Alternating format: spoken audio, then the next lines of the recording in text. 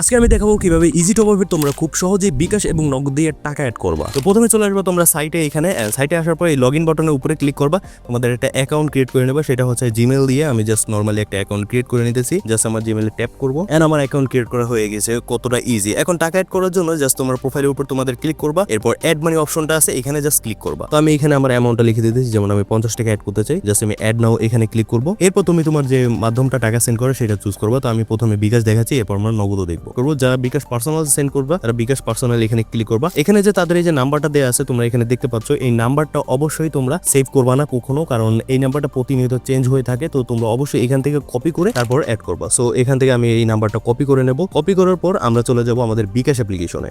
So বিকাশ অপশনে আসার পর আমরা চলে যাবো এখান থেকে সেন্ড মানিতে এন্ড আমাদের নাম্বারটা আমরা এখানে পেস্ট করে দেবো। এরপর পরের ধাপে যেতে এখানে ট্যাপ করব। এরপর আমরা এখানে আমাদের পরিমাণটা লিখবো, যেমন 20 টাকা আমরা এখানে সেন্ড করব। আমরা এখানে আমাদের পিনটা দিয়ে দেবো। পিনটা দেওয়ার পর জাস্ট আমরা এখানে ট্যাপ এন্ড হোল্ড করে পেমেন্টটা ক্লিয়ার করে নেবো। পেমেন্টটা ক্লিয়ার করার পর অবশ্যই তোমরা এখান থেকে যে ট্রানজিশন আইডিটা দেখতে পাচ্ছ এইটাকে কপি করে নিবা। মাস্ট বি এটা কপি করবে, না হলে কিন্তু তোমার পেমেন্ট অ্যাড হবে না। তো এটা কপি করার পর তোমরা চলে আসবা সাইটে। এরপরে যে দেখতে পাচ্ছ উপরে এখানে একটা বক্স ট্রানজিশন আইডি, জাস্ট এখানে পেস্ট করবা। এই ট্রানজিশন আইডিটা পেস্ট করার পর তোমরা নিচে এসে ভেরিফাইতে ক্লিক করবা।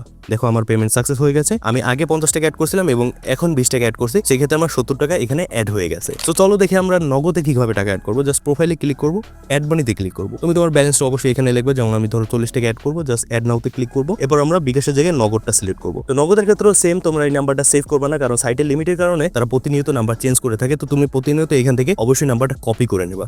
এই যে আমি জুম করে আবার দেখিয়ে দিয়েছি, জাস্ট এখান থেকে কপি করে নেবো। তো আমি নাম্বারটা কপি করেছি। এখন চলে যাবো আমরা আমাদের নগদ অ্যাপ্লিকেশনে। নগদ অ্যাপ্লিকেশনে আসার পর জাস্ট সেন্ড মানিতে ক্লিক করবা এবং এখানে তুমি সেই নাম্বারটা কপি করা পেস্ট করে দিবা। এরপর এখানে চলে আসবো, এখানে তুমি তোমার অ্যামাউন্ট অবশ্যই অ্যাড করে দেবা, যেমন আমি ওখানে 40 টাকা বলছিলাম। অ্যামাউন্ট দেওয়ার পর জাস্ট নেক্সটে ক্লিক করবা। এরপর তুমি এখানে তোমার পিনটা দিয়ে দেবা। পিন দেওয়ার পর নেক্সটে ক্লিক করবা। এরপর ট্যাপ এন্ড হোল্ড করে তোমার পেমেন্টটা শেষ করবা। পেমেন্ট শেষ করার পর তুমি এখান থেকে তোমার ট্রানজাকশন যে আইডিটা আছে এটাকে এরকম ট্যাপ এন্ড হোল্ড করে কপি করে নিব, মাস্ট বি বিকাশের মতোই। এরপর চলে আসবা সাইটে, যেখানে এই যে ট্রানজাকশন আইডি দেখাচ্ছে এখানে জাস্ট এই নাম্বারটা পেস্ট করে দিবা। এরপর পেস্ট করার পর হালকা স্ক্রল করে নিচে এসে ভেরিফাই বাটনে ক্লিক করে দিবা। দেখো আমার নগদের অ্যাকাউন্ট থেকেও এখানে টাকা অ্যাড হয়ে গেছে। এখানে টোটালি 110 টাকা অ্যাড হয়ে গেছে আমার। তো এইভাবে তোমরা মূলত ইজি টপ আপে খুব সহজে টাকা অ্যাড করতে পারবা।